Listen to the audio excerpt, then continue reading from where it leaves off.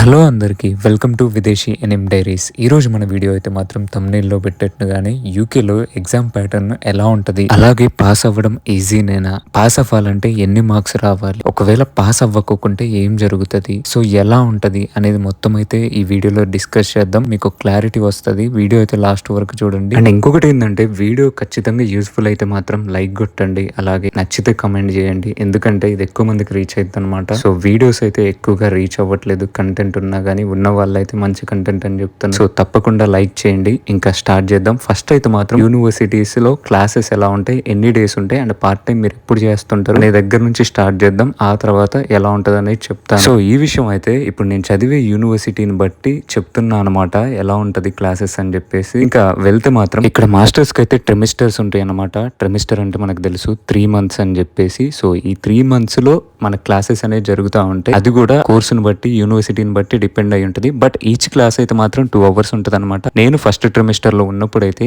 మా క్లాసెస్ అయితే 4 days ఉండేవి. సో 3 days నేను పార్ట్ టైం వర్క్ చేసేవాడిని అనమాట. 3 days అంటే నేను ఫస్ట్ లో అయితే మాత్రం వీకెండ్స్ లో చేసేవాడిని కాదు, అంటే ఫ్రైడే సాటర్డే సండే చేసేవాడిని అయితే కాదు. ఎందుకంటే పార్ట్ టైం జాబ్ అప్పుడు కొంచెం కష్టంగా ఉండేది, అంత ఈజీ అయితే కాదు. సో దొరకలేదు అనమాట. నాకు 1.5 months పట్టింది పార్ట్ టైం జాబ్ దొరకడానికి. ఇక్కడైతే మాత్రం ఇంకా ఆ టైంలో అయితే మాత్రం వాళ్ళకి మనము టైమింగ్స్ ఇవ్వాలి మనవి స్కెడ్యూల్ కి. సో ఆ టైంలో అయితే నేను ఈవినింగ్స్ ఇచ్చా అనమాట. మొత్తం కూడా యూనివర్సిటీ అయిపోయాక వీకెండ్స్ కూడా ఇచ్చా. కాకోకుంటే వాళ్ళు ఇష్టమైనప్పుడు షిఫ్ట్ ఇచ్చేవాళ్ళు అనమాట. ఇంకా క్లాసెస్ విషయానికి వస్తే రోజుకి ఒక క్లాస్ ఉండొచ్చు, 2 ఉండొచ్చు, 3 ఉండొచ్చు, 4 ఉండొచ్చు అనమాట. ఒక క్లాస్ అయితే 2 గంటలు ఉంటుందని ఆల్రెడీ చెప్పాను.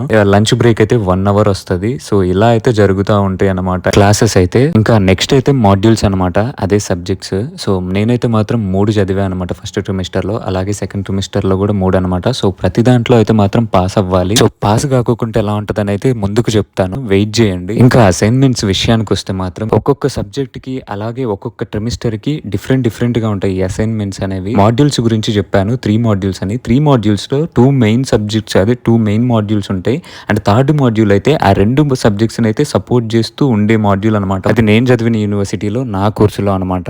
ఇంకా అసైన్మెంట్స్ అయితే మాత్రం మాడ్యూల్ కి అయితే మాత్రం రిపోర్ట్ రాయాలి, ఆన్లైన్ లో సబ్మిట్ చేసుకోవడమే అనమాట. ఇంకొక మాడ్యూల్ అయితే మాత్రం నేను ప్రెజెంటేషన్ చేశాను. అండ్ ఇంకొక మాడ్యూల్ అయితే మాత్రం క్లాస్ టెస్ట్ అనమాట, యూనివర్సిటీకి వెళ్ళి రాయాలి అక్కడైతే. సో ఇలా అయితే జరిగిందనమాట. ప్రెజెంటేషన్ అయితే ఈచ్ ట్రిమిస్టర్ లో ఉంది, అలాగే క్లాస్ టెస్ట్ కూడా ఉంది. ఇంకా ఆన్లైన్ లో సబ్మిట్ చేసేవి కూడా ఉన్నాయి అనమాట. ఆల్మోస్ట్ అందరికీ నాకు తెలిసి ఇలానే ఉంటుంది. బట్ కోర్సును బట్టి, అంటే నాది ఫార్మాస్యూటికల్ కోర్సు కాబట్టి నాకైతే ల్యాబ్ రిపోర్ట్స్, ల్యాబ్స్ ఇవన్నీ అయితే ఉంటాయి. అండ్ మీ కోర్సును బట్టి ఇక్కడ డిపెండ్ అయ్యి ఉంటుంది. ఇంకా వెయిటేజ్ విషయానికి వస్తే మాత్రం మీకు చెప్పాను, ల్యాబ్ రిపోర్ట్ అయినా, ప్రెజెంటేషన్ అయినా, క్లాస్ టెస్ట్ అయినా వీటికైతే వెయిటేజ్ ఉంటుంది. ఆ వెయిటేజ్ ఎలా ఉంటుంది అంటే, ఆగండి వెయిటేజ్ చెప్పే ముందు అయితే ఇంకొకటి చెప్పాలి. మాడ్యూల్ అయితే వాళ్ళు స్ప్లిట్ చేస్తారు అనమాట, 2 ఎగ్జామ్లా చేస్తారు ఒక్క మాడ్యూల్ ని. సో ఒక దాంట్లో తక్కువ వస్తే ఇంకో దాంట్లో ఎక్కువ తెచ్చుకోవచ్చు అనమాట. సో అలా పాస్ అయ్యే ఛాన్స్ ఉంటుంది. కొన్నిసార్లు అయితే దీనికి మినిమం ఈ వెయిటేజ్ కి ఇంతే రావాలని కూడా చెప్తారనమాట. సో ఇది మీకు అర్థమైతే ఓకే, ముందుకెళ్ళొచ్చు. ఇంకా వెయిటేజ్ అయితే మాత్రం ఒకదానికైతే మాత్రం 40 ఉంటుంది, ఇంకో దానికి 60 ఉంటుంది. ఒక్క సబ్జెక్ట్ లోనే చెప్పా కదా స్ప్లిట్ చేస్తారని. సో ఈ స్ప్లిట్ చేసిన వాటిల్లో ఫస్ట్ దాంట్లో 50 వచ్చి సెకండ్ దాంట్లో 50 వస్తే మీరు పాస్ అయిపోయినట్టే అనమాట. లేదా మీకు ఫస్ట్ దాంట్లో 40 వచ్చి లేకపోతే సెకండ్ దాంట్లో 60 వచ్చినా మీరు పాస్ అయ్యే ఛాన్సెస్ ఉంటాయి. కానీ 100లో 50 తెచ్చుకోవడం అయితే కొంచెం ఓకేనే, ఎవరైనా తెచ్చుకోగలుగుతారు అని అనుకుంటున్నా. సో ఇలా అయితే ఉంటుంది అనమాట. ఇంకా 100% కి మొత్తం కలిపి అయితే 50% ని చేస్తారు. మీకు 40% కి 50 వచ్చి 60% కి 50 వస్తే మీరు పాస్ అయిపోయినట్టు. ఇలా అయితే మొత్తాన్ని 50కి చేస్తారు. ఫైనల్ గా అయితే మీకు మీ ట్రిమిస్టర్ అయిపోయాక అయితే మళ్ళీ నెక్స్ట్ ట్రిమిస్టర్ కి ఎంటర్ అవ్వాలంటే మీకు ప్రోగ్రామ్ లీడర్ ఉంటారు అనమాట. వాళ్ళైతే మీకు మెయిల్ చేస్తారు, మీరు ఎలిజిబుల్లా కాదా అని చెప్పేసి నెక్స్ట్ ట్రిమిస్టర్ కి అయితే. అండ్ మీరు ఏం పాస్ అయ్యారు, మీకు ఏం క్రెడిట్స్ వచ్చాయని చెప్పేసి. సో మీరు మినిమం పాస్ అవ్వాలంటే మాత్రం క్లాసెస్కి వెళ్ళాలన్నమాట. ఎందుకంటే అసలు లేకుంటే మీకు ఒక్కటి కూడా అర్థం కాదు, చేయడం కూడా రాదు. వాళ్ళు అడిగిన దానికి మీరు చేసినరా లేదా అన్నదే కావాలి. అంతకు మించి ఎక్కువ చేసిన దానికి మాత్రమే మార్క్స్ వేస్తారనమాట. ఇక్కడైతే క్లాసెస్ కి వెళ్ళే వాళ్ళు అయితే మాత్రం పాస్ అవుతూనే ఉంటారు, వాళ్ళకి చేయడం అన్ని కూడా అర్థమవుతూనే ఉంటాయి. అండ్ క్లాసెస్ కి వెళ్ళకోకుండా పార్ట్ టైం జాబ్స్ ఎక్కువగా చేస్తూ, అవర్స్ ఎక్కువగా చేస్తూ అలా చేసే వాళ్ళైతే పాస్ అవ్వని వాళ్ళు ఉంటారనమాట. ఉంటే మాత్రం మాస్టర్స్ చదివేటప్పుడే ఇక్కడే స్కిల్స్ డెవలప్ చేసుకోవాలన్నమాట. అంటే స్కిల్స్ అంటే మీకు చెప్పినప్పుడు క్లాసెస్ లో మీరు చేసే ల్యాబ్స్ అయినా ఏదైనా పర్ఫెక్ట్ గా చేస్తే చాలు వాటిని.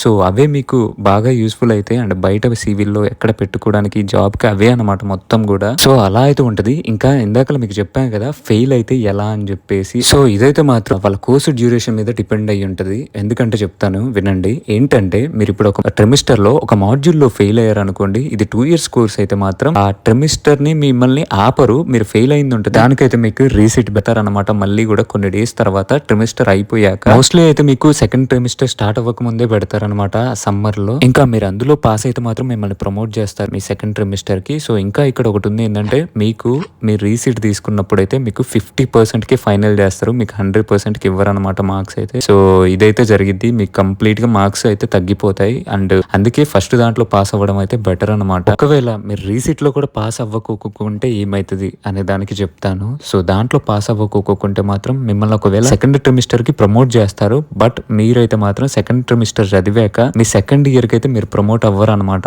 ఎందుకంటే మీకు ఆల్రెడీ ఒక సబ్జెక్ట్ ఉంది, సో ముందుకైతే మిమ్మల్ని పంపియరు. ఇంకొకటి, ఫస్ట్ ట్రిమిస్టర్ లో పాస్ అయిన వాళ్ళు ఉంటారు రీసీట్ లో, సో నెక్స్ట్ కి వచ్చేసరికి అయితే మాత్రం సెకండ్ ఇయర్ లో వాళ్ళు ఫెయిల్ అయితే మాత్రం కంప్లీట్ గా 50% రాలేదనుకోండి మాడ్యూల్ మొత్తం కూడా, నెక్స్ట్ ఇయర్ కి అయితే ప్రమోట్ చేయరు అనమాట. అలాగే మళ్ళీ రీసీట్ కూడా బెటర్ అనమాట సెకండ్ ట్రిమిస్టర్ లో అయితే, ఎందుకంటే మీరు నెక్స్ట్ ట్రిమిస్టర్ కి వెళ్ళాలి కదా, సో బెటర్ ఇక్కడ. సో ఇలా అయితే ఉంటది. ఒకవేళ ఫెయిల్ అయ్యి ఇలా జరిగితే ఏం జరుగుతుంది, ఆగిపోతే అని అంటే మాత్రం, సో మీ వీసాకి అయితే ఎఫెక్ట్ అవుతుంది. ఎందుకంటే మీ వీసా ఎప్పటి వరకు ఎక్స్పైర్ ఉంటదంటే, మీ కోర్స్ అయిపోయిన తర్వాత 3 months మీకు టైం ఇస్తారనమాట, అంతే. సో మీకున్న సబ్జెక్ట్స్ ఇవన్నీ క్లియర్ చేయాలంటే మాత్రం 3 months పట్టిద్ది. సో ఒక ట్రిమిస్టర్ అయితే మీరు చదవరు అనమాట. సో నెక్స్ట్ ట్రిమిస్టర్ నుంచి మళ్ళీ మీరు కంటిన్యూ అవుతా ఉంటారు. అది కూడా మీరు ఈ రీసీట్ క్లియర్ చేయగలిగితే. ఇప్పుడు మీరు చూసినట్టయితే మీకు మీ స్టడీస్ అయిపోయాకైతే మీకు 3 months ఎక్స్ట్రా టైం ఇస్తారనమాట మీరు వెళ్ళిపోయే ముందు నార్మల్గా అయితే. సో ఆ 3 months మీకు ఇక్కడ అయిపోయాయి, ఎక్స్టెన్షన్ చేసుకొని మీ యూనివర్సిటీలో మీ పాస్ అవ్వక.